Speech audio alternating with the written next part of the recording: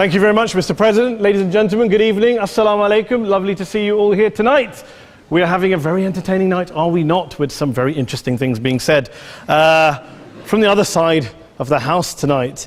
Let me begin by saying, as a Muslim, as a representative of Islam, I would consider myself an ambassador for Islam, a believer in Islam, a follower of Islam and its Prophet.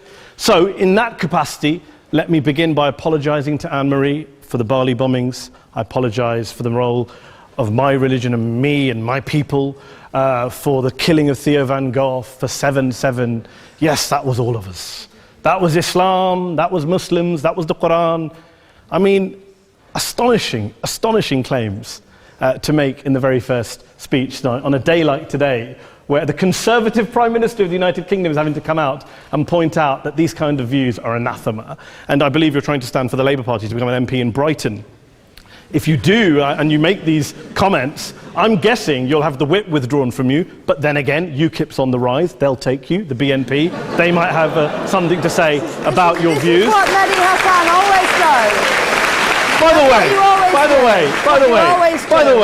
way, just on a factual point, since we heard a lot about the second speaker, about how backward we Muslims all are, on a factual point, you said that Islam was born in Saudi Arabia. Islam was born in 610 AD. Saudi Arabia was born in 1932 AD. So you were only 1,322 years off. Not bad? Not bad start there. Talking of maths, by the way, a man named Al-Khwarizmi was one of the greatest mathematicians of all time, a Muslim, worked in the golden age of Islam. He's the guy who came up with not just algebra, but algorithms. Without algorithms, you wouldn't have laptops. Without laptops, Daniel Johnson tonight wouldn't have been able to print out his speech in which he came to berate us Muslims for holding back the advance and intellectual achievements of the West, which all happened without any contribution from anyone else other than the Judeo-Christian people of Europe. In fact, Daniel David Levering, the author of the Pulitzer Prize-winning historian and author of The Golden Crucible, points out that there would be no Renaissance, there would be no Reformation in Europe without the role played by Ibn Sina and Ibn Rushd and some of the great Muslim theologians, philosophers, scientists in bringing Greek texts to Europe. As for this being our university, I will leave that to the imagination as to who is our and who is there. I studied here too. An astonishing set of speeches so far making this case tonight. A mixture of just cherry-picked quotes, facts and figures, self-serving, selective, a farrago of distortions, misrepresentations, misinterpretations, misquotations.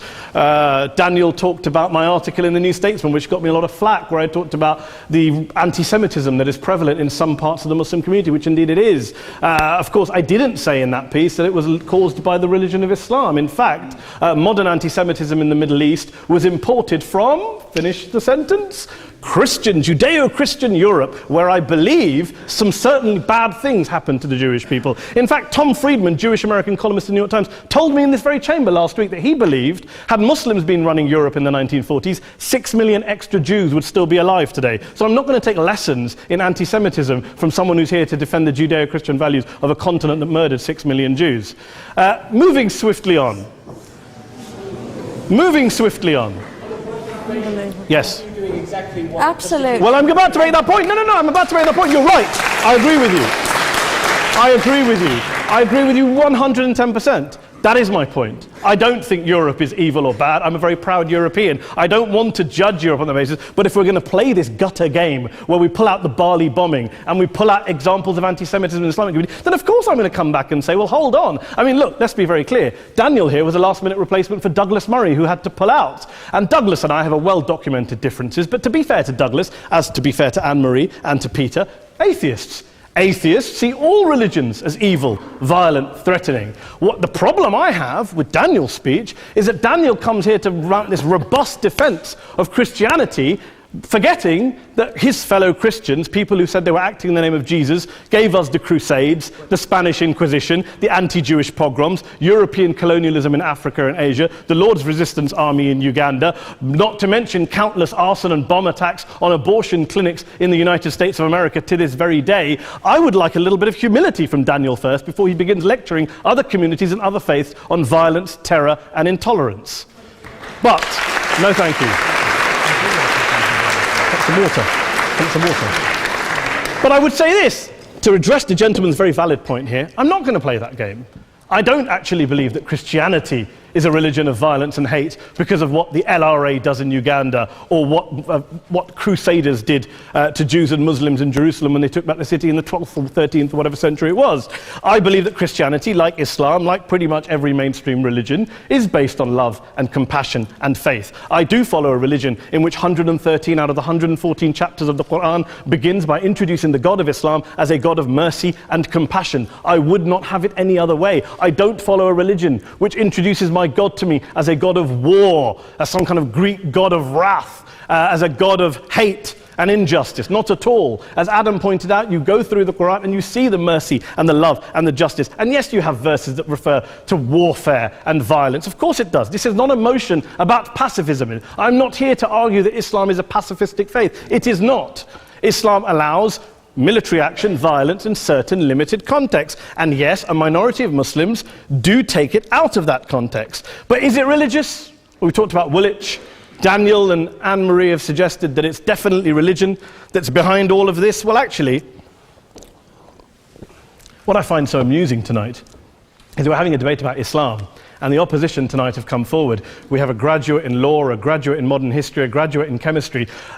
And, you know, I admire all of their intellects and their abilities, but we don't have anyone who's actually an expert on Islam, a scholar of Islam, a historian of Islam, a speaker of Arabic, even a terrorism expert or a security expert or a pollster, let alone to talk about what Muslims believe or think. Instead, we have people coming here, putting forward these views, putting forward these sweeping opinions. Listen to Professor Robert Pape of the University of Chicago, one of America's leading terrorism experts, who, unlike our esteemed opposition tonight, studied every single case of suicide terrorism between 1980 and 2005, 315 cases in total. And he concluded, and I quote, "There is little connection between suicide terrorism and Islamic fundamentalism or any of the world's religions. Rather, what nearly all suicide terrorist attacks have in common is a specific secular and strategic goal to compel modern democracies to withdraw military forces from territory that the terrorists consider to be their homeland."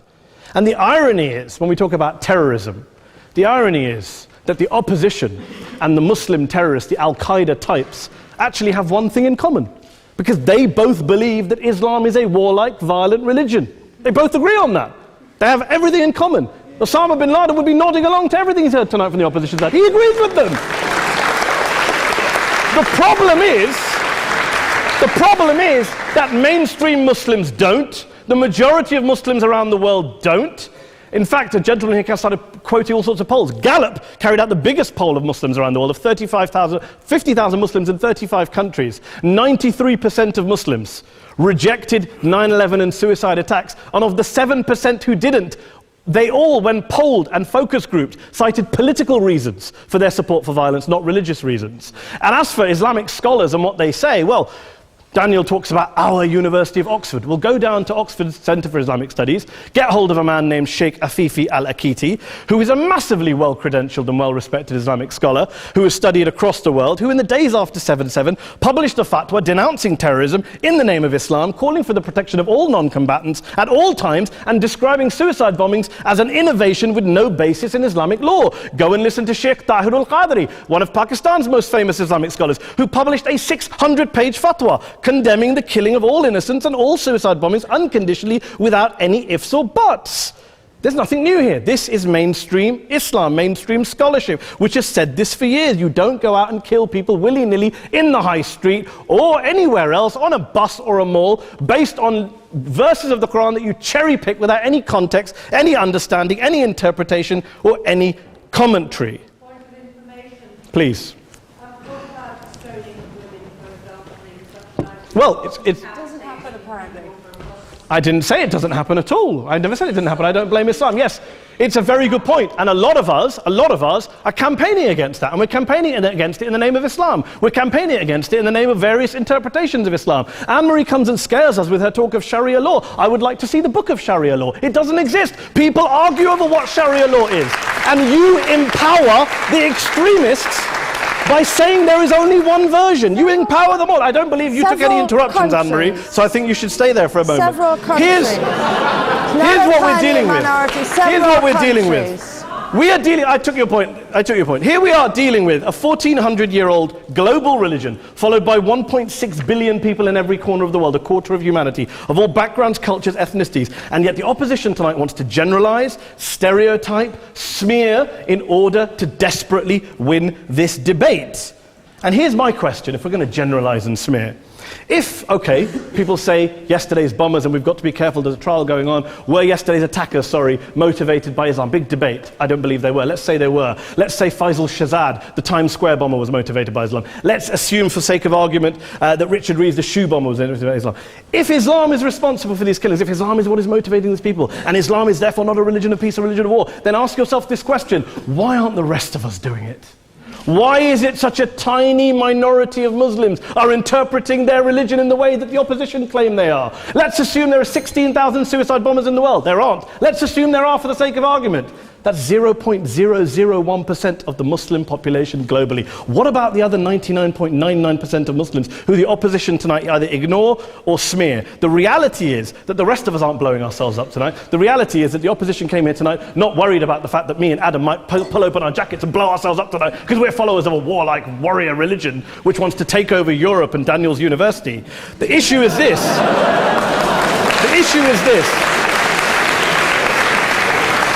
Unless the opposition can tell us tonight, and Peter Atkins is here, one of our great atheist intellectuals, can tell us tonight, can answer this question tonight: why don't the vast majority of Muslims around the world behave as violently and aggressively as a tiny minority of politically motivated extremists? Then they might as well give up and stop pretending they have anything relevant to say about Islam or Muslims as a whole. Ladies and gentlemen, let me just say this to you. Think about what the opposite of this motion is. If you vote no tonight, think about what you're saying the opposite motion is. That Islam isn't a religion of peace, it's a religion of war, of violence, of terror, of aggression. That the people who follow Islam, me, my wife, my retired parents, my 6-year-old child, that 1.8 million of your fellow British residents and citizens, that 1.6 billion people across the world, your fellow human beings, are all followers, promoters, believers in a religion of violence. Do you really think that? Do you really believe that to be the case? They say that in the Oxford Union, the most famous debate was in 1933 when Adolf Hitler looked out for the result of the King and Country motion, where they voted against fighting for King and Country, and Hitler was listening out for the result. Well, tonight, 80 years on, there are two groups of people around the world who I would argue are waiting for the result of tonight's vote. There are the millions of peaceful, non-violent, law-abiding Muslims both in the UK, Europe, Asia, Africa and beyond, who see Islam as the source of their identity, as a source of spiritual fulfillment, of hope, of solace. And there are the phobes, the haters, the bigots out there who want to push the clash of civilizations, who want to divide all of us into them and us and ours and their. Ladies and gentlemen, I urge you all not to fuel the arguments of the phobes and bigots. Don't legitimize their divisions. Don't legitimize their hate. Trust those Muslims who you know, who you've met, who you hear, who don't believe in violence, who do want you to hear the peaceful message of the Quran as they believe it to be taught to the majority of Muslims, the Islam of peace and compassion and mercy, the Islam of the Quran, not of Al-Qaeda. Ladies and gentlemen, I beg to propose this motion to the House. I urge you to vote yes tonight. Thank you very much for your time.